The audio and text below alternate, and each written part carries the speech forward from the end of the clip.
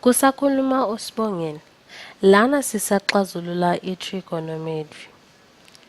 La sinikiwe uma i-angle ka-A, B kanye no-C kuyi-angle ye-arithmetic progression. Bese uma u-A, B kanye no-C yobude yengxenye ebhekene no-A, B, C. La sinikezwe lesibalo lesi enisibonayo. Into engizoqala ngayo la, ngizoqala ngokuthi ngidwebe sizokwazi ukuchazeleka kahle. La ngizodweba, ngethemba ukuthi nawubona lo mdwebo wami. Sizoba no-A, sibe no-B kanye no-C la. Bese ngaphandle la ngizocala ngalokhu. Sizoba no-A kule ngxenye, bese ngaphansi sibe no-B, bese le ngxenye le enye sizoba no-C bhekane nalo C ongaphakathi. Basitshele ukuthi kube i-arithmetic progression. I-arithmetic progression izinombolo ezihlukahlukene. Ngizoninika isibonelo esilandelayo. Lana singathi inombolo lezi ezingaphansi kwe-arithmetic kungaba ngu-1, ono-2, no-3 kanye futhi singathi ngu-2, ono-4, no-6. Futhi singaba no-10 kanye no-20 kanye no-30. Le arithmetic le inombolo ezilandelayo lezi zihambelanayo.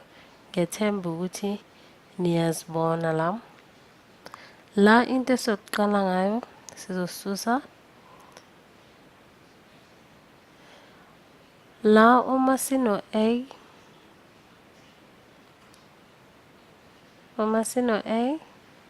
singathi lo B lona, B is equals to A engimhlanganisa no-N. Bese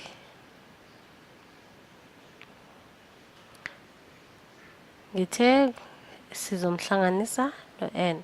Bese u-C wethu kuzoba ngu-B esizomhlanganisa no-N. Lo C lo ono-B esimhlanganisa no-N singathi la A simhlanganisa no-N simhlanganisa no-N osinika u-A lona ono-2N. Bese lo A lo ohlangene no-N kanye no-A lo ohlangene no-2N kwamele asinike u-180 degrees. Ethi ngibhale la ngaphansi u-A engizomhlanganisa no-A, ngimhlanganise no-N, ngiphinde futhi ngimhlanganise no-A, ngimhlanganise no-2N, ngizonginika u-180 degrees njengoba ngishilo le. La sinabo A abantathu esizobahlanganisa no-N abantathu. Lokhu kuzosinika u-180 degrees. Uma sesicedile ukwenza kanjalo sizodivide ingxenye nengxenye sithole u-A engizomhlanganisa no-N ngizothola u-60 sidivide ngo-3 ingxenye nengxenye. U-A akasinikezi okuyona impendulo sizoya ku-B la. U-B wethu ku-60 degrees. Asibuyele la kuma-arithmetic nizobona kahle ukuthi ngichazani. Njengoba ngishilo ngithi u-A wami akanginikezi impendulo ekuyona yona. U-B u-60 degrees. Kodwa sobuyela la ku-arithmetic progression niboneni ukuthi singenze njani futhi nizokwazi ukuchaziseleka kahle ngayo ukuthi isebenza kanjani kuloko esithe sakuthola. ngino 59 ono 60 kanye no 61 bese futhi ngathi ngino 50 ono 60 kanye no 70 bese ngino 40 ono 60 kanye no 80. Uma sibuka kahle la kuloko esithe sakwenza konke lokho esikenzile ngaphakathi sino 60 degrees. Leyo arithmetic progression. Okulandelayo la sizobuyela kuloko esinikezwe kona. Siya kuloko esinikezwe kona. Siqhubeke nesibalo sethu. Okulandelayo sibuyela kuloko esinikezwe kona. Lana nikhumbule sinikezwe u-A ongaphansi kuka-C ono sin 2C engimhlanganisa no-C ngaphansi kwa-A ono sin 2A nangu-A ongaphansi kwa-C ono sin 2C engizomhlanganisa no-C ongaphansi kwa-A ono sin 2A. Lana nikhumbule ukuthi sitholile u-B wethu. U-B wethu bekungu-60. La sizokubuka esingakwenza. Ezinye indlela esingayenza ngaso lesibalo lesi. La sino sin ka-2C. Engibona kuyi-double formula. Sizothi u-2 sin ono cos ka-C sombhala.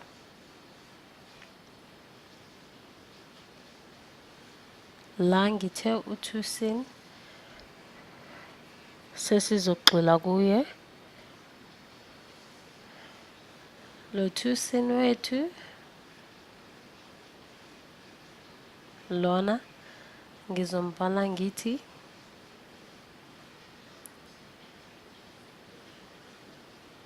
soba no 2 sin ono C kanye no cos ka-C bese u-2 sin ono cos ka-C sizogxila la ngoba sesiqedile ngayo sibe no 2 sin ono A kanye no cos ono A. La bese sibuyela esibalweni sethu.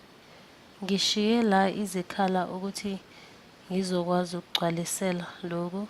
A ongaphansi kwa-C sizombhala la simhlanganisa nalo C ongaphansi kwa-A somhlanganisa naloku esithe sathola.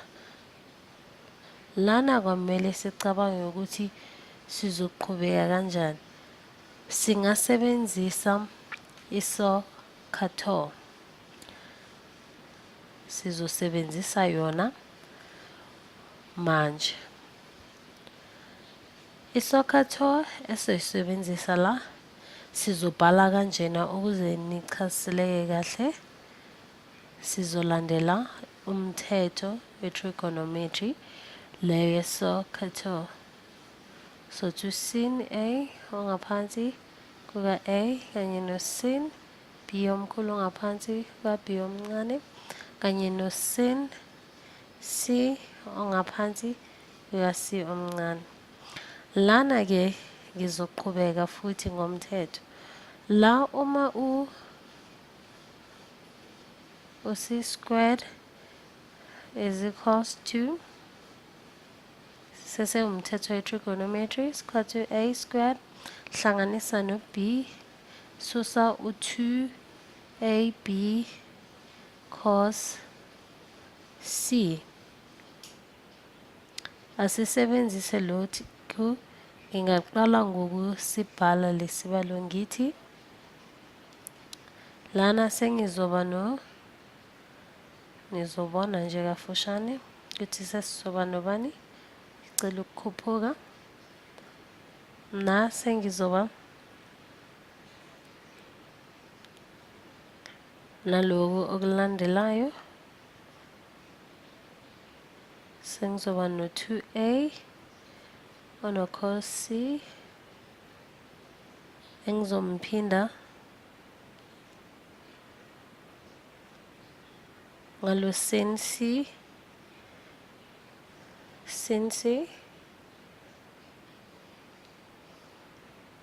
ongaphansi kuka-c sin c omkhulu ongaphansi kuka-c omncane, bese engizomhlanganisa nalokhu lo 2c sengizoba no-2c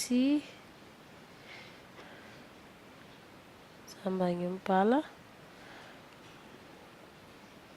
2c wethu uzoba no-cos a, zoba no-2c uzoba no-cos ka-a omkhulu engizomphinda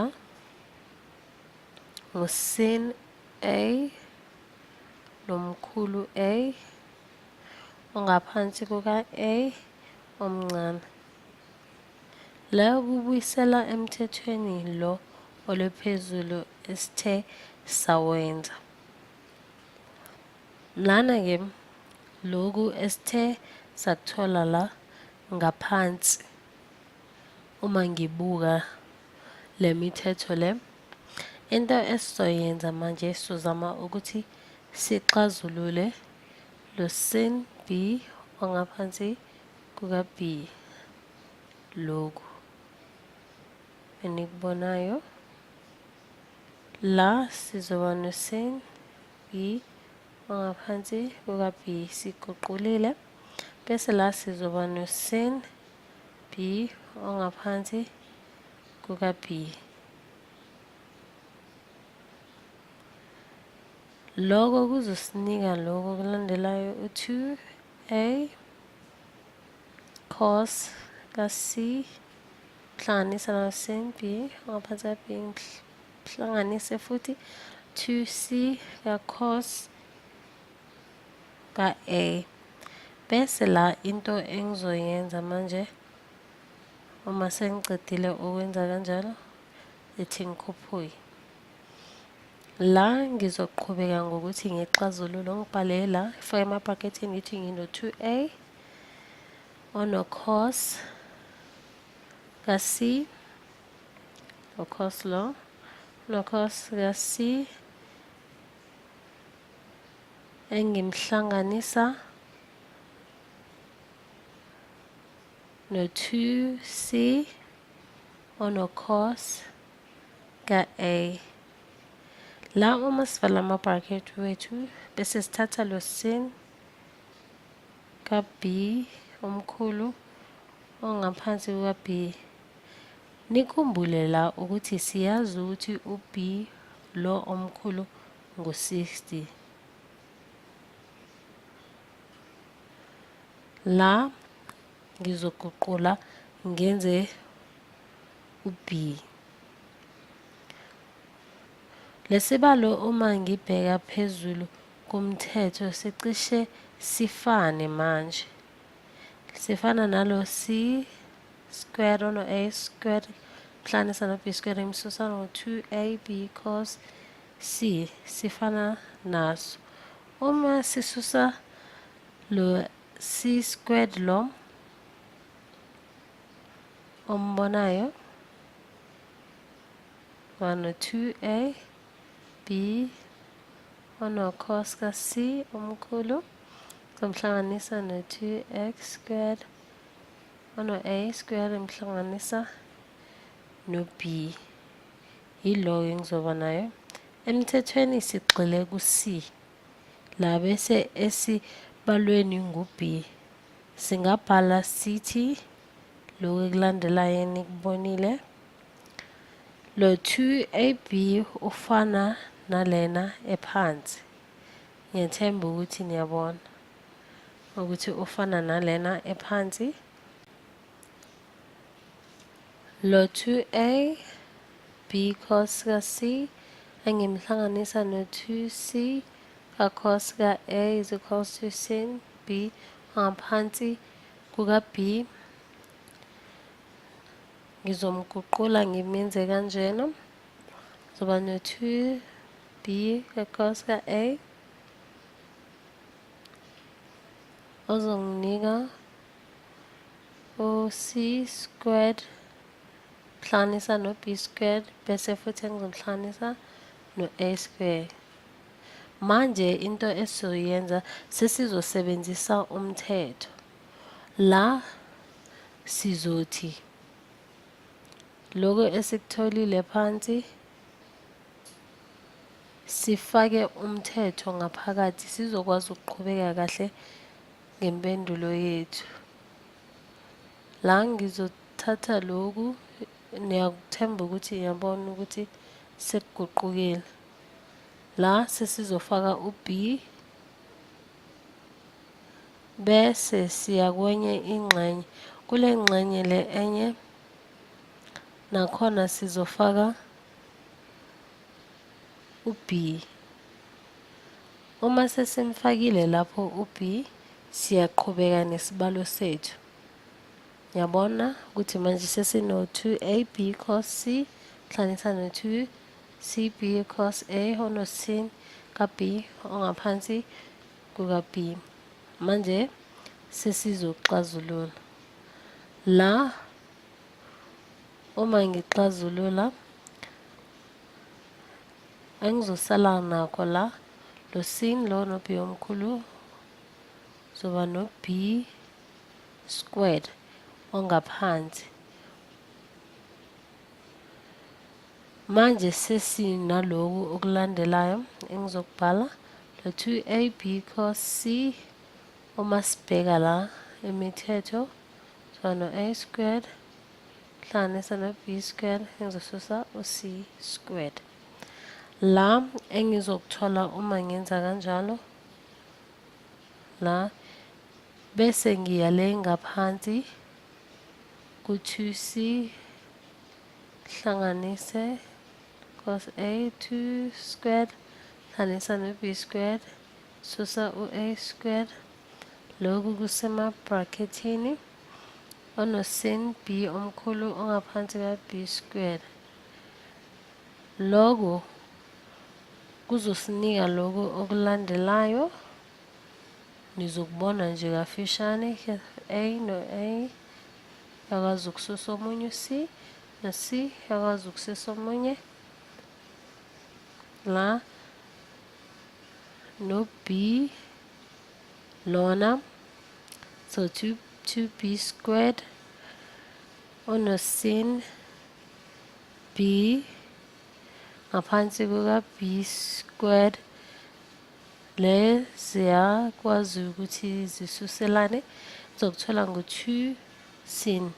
Simtholile-ke u-B wethu ekuqaleni ebengu-60. La impendulo esizoyithola ngo-2 sin ka-60 degrees. La into engizoyenza manje sizodweba futhi nizokwazi ukubona. La siyadweba nayi angle lethu la sino 60 degrees bese la sino 1. Uma sino 1 lana sibe no 30 degrees bese la siba no 1 ngaphansi kuka-2 eceleni sibe square root sika-3 ngaphansi kuka-2. La ngizoqhubeka ngenze isibalo sami sizokwazi ukuthola impendulo okuyiyona. Hlanganise naloku engikutholile la ngizothi 2 ngizomphinda ngalo square root sika-3 ngaphansi kuka-2 bese impendulo engizoyithola ekugcineni la ngu-3. Siyitholile impendulo yethu ekugcineni. Ngiyathemba ukuthi nibonile la ukuthi okusizile ukuthi sisebenzise imithetho le ye-trigonometry ukwazi ukuthi sithole le mpendulo le esiyitholile. Isizile kakhulu ukuze sikwazi ukuthi sithole i-square root lesi sika 3. Senze okuningi, ngiyathemba ukuthi anididekanga, konke nikubonile.